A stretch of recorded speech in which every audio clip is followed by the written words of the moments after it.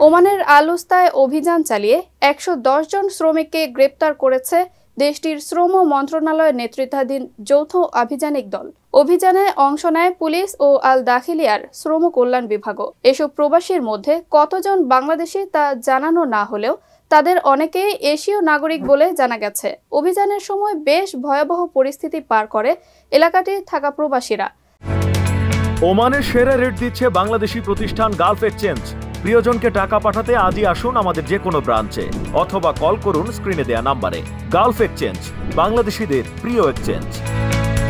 যাদের কাছে কাগজপত্র মিলেছে তাদের ছেড়ে দেওয়া হলেও বৈধ ডকুমেন্ট দেখাতে ব্যর্থ হওয়া প্রবাসীদের গ্রেপ্তার করা হয়। সাম্প্রতিক সময়ে শ্রম আইন লঙ্ঘন রোধে মাঠ পর্যায়ে বড় অভিযানে নেমেছে ওমান।